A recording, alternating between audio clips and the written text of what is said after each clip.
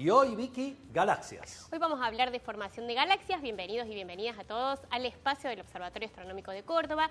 Y para hablar de este tema tan apasionante me acompaña el investigador y astrónomo del Observatorio Astronómico de Córdoba que se dedica específicamente a estudiar estas estructuras galácticas. Bienvenido, Mario Abadi. ¿Cómo estás? Bien, muchas gracias por la invitación, Vicky. Gracias por venir. Contanos, Mario, específicamente de qué se trata la formación de galaxias. Bueno, primero, te digo, las galaxias, las podemos pensar como si fueran enormes ciudades del cosmos, ¿no es cierto? Y de la misma forma que tratamos de entender cómo se construyeron, cómo se desarrollaron las ciudades, tratamos de entender cómo se formaron las galaxias, ¿no es cierto? Porque las galaxias no son algo que apareció en el universo formado de una como son las y las observamos en la actualidad. Entonces, como si de la ciudad de Córdoba, ¿no es cierto?, nos preguntásemos cómo empezaron los primeros pobladores a ocupar las márgenes de este río que nos atraviesa y cómo fue creciendo y cómo las inmigraciones fueron construyendo hasta desarrollar la ciudad que tenemos hoy en día, lo mismo o análogamente, lo pensamos como las galaxias, ¿no? Los habitantes más destacados, ¿no es cierto?, los seres humanos de estas ciudades, son las estrellas, ¿no? Y cómo fue aumentando la cantidad de estrellas y un proceso muy importante que es la inmigración, que también sucede en las ciudades, por supuesto, ¿no? Hubo oleadas migratorias y qué características tienen esas oleadas migratorias y cómo podemos hacer para distinguir estas poblaciones que se formaron o adentro de esta ciudad o son inmigrantes, de la misma forma que tendríamos esta curiosidad de entender cómo se construyeron estas ciudades, ¿no? Qué fascinante, Mario, pero pensado a estructuras gigantescas, inmensas.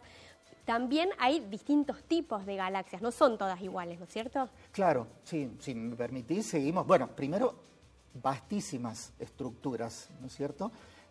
Típicamente, para que se den una idea, más o menos una galaxia tiene del orden de 100.000 millones de estrellas, ¿sí? Pensá que en una ciudad puede haber 10, 20 millones de personas, ¿no es cierto? Acá estamos hablando mucho más que la población de la Tierra entera, ¿no? Y en el universo calculamos que hay del orden también de unas 100.000 millones de galaxias, cada una de ellas con aproximadamente 100.000 millones de estrellas, ¿no es cierto? Cada una de ellas similar a nuestro Sol, a nuestra estrella.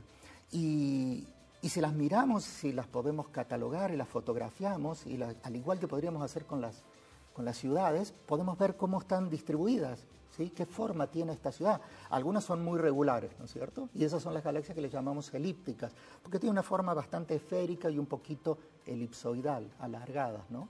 Que son muy diferentes a otro tipo que le llamamos las espirales, que tiene esos majestuosos brazos espirales y de la cual la Vía Láctea es una prototípica galaxia de ese estilo espiral. Y existen otras que tienen formas medias amorfas que le llamamos las irregulares, porque la forma no está muy bien definida, ¿no? Y entonces nos preguntamos por qué unas terminaron por qué hay ciudades que desarrollaron, ciudades cósmicas que desarrollaron esta forma, o otras quedaron muy bien estructuradas, otras medias raras, y cómo fue que fue creciendo, ¿no? A lo largo del tiempo. A lo largo del tiempo quiere decir aquí, ¿no es cierto?, los 14.000 millones de años que tenemos de evolución desde el Big Bang, desde que comenzó el universo hasta el presente, que es una enorme cantidad de tiempo, ¿no es cierto?, pero no es tiempo infinito.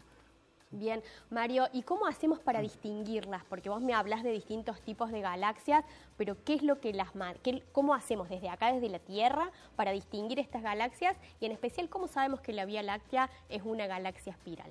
Sí, bueno, mira, lo que hacemos, a simple vista se pueden ver solo 4, ¿sí? Podemos ver la Vía Láctea, nuestra vecina más cercana, que es Andrómeda, que es una galaxia parecida a la nuestra, a la Vía Láctea, y 2 galaxias más pequeñas que seguramente han escuchado, que son la Nube Mayor y la Nube Menor de Magallanes, que al igual que la Tierra tiene la Luna como su satélite, nuestra galaxia tiene galaxias satélites más pequeñas que la orbitan, ¿no?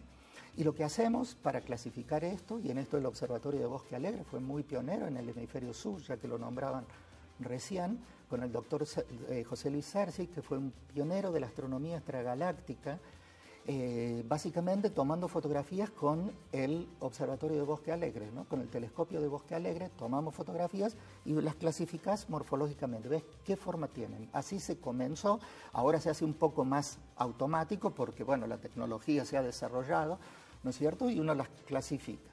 Y no solamente le tomamos fotografías, le analizamos la luz con una cosa como si hiciéramos pasar la luz por un prisma, ¿no es cierto? Y la cantidad de colores, la distribución de energía que vemos cuando analizamos en detalle la luz, nos da también información, por ejemplo, de la composición química de las estrellas que forman cada una de las galaxias, y eso también nos da pistas como si tuviéramos ADN genéticos de los pobladores de esta ciudad. Y entonces nos ayuda a entender cómo fue el proceso de la formación, si vinieron oleadas, como decía, de otras galaxias. Nosotros, por ejemplo, la Vía Láctea es bastante difícil saber la forma, ¿no es cierto? Porque es como tratar de darte cuenta qué forma tiene el bosque desde adentro del bosque. Es tan vasta. Es difícil sacarnos una selfie no podemos sacar de galaxia. Una selfie, ¿no es cierto?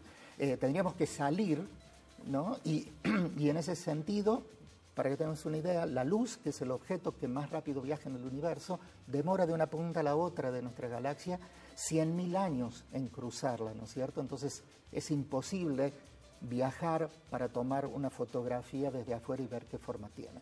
Entonces este es el estudio de la estructura galáctica, pero podemos, mirando partes y haciendo estudios e inspirándonos en las otras galaxias que vemos, deducir cuál es la forma que tiene nuestra galaxia, que es una forma de galaxia espiral, ¿no? Recién mencionabas el tema de las herramientas tecnológicas nuevas con las que se estudian este tipo de estructuras, más allá de los telescopios que también se utilizaron como para tomar fotografías.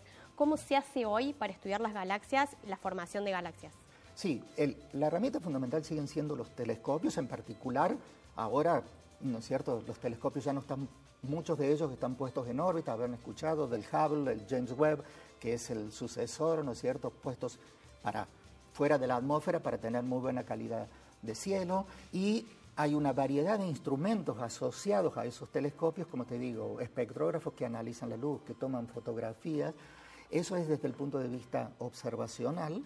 La tecnología que requerimos los astrónomos ha empujado el desarrollo de montones de cosas que usamos cotidianamente, ¿sí? Las cámaras de los celulares, las cámaras fotográficas, ¿no es cierto?, se construyeron por la necesidad de los astrónomos de tener muy buenas fotografías del cielo. Y también, por otro lado, que es lo que yo me dedico en particular, es hacer simulaciones, hacer modelos teóricos utilizando computadores y supercomputadores para hacer cálculos teóricos, porque estos procesos son extremadamente complejos y no se pueden resolver en lápiz y papel como uno haría hace varias décadas. Perfecto, muchísimas gracias, Mario, por habernos acompañado. Muchas gracias a todos ustedes. Aquellos que quieren conocer más sobre este tema y todos los apasionantes temas que tenemos en el Observatorio Astronómico de Córdoba, recuerden de visitarnos.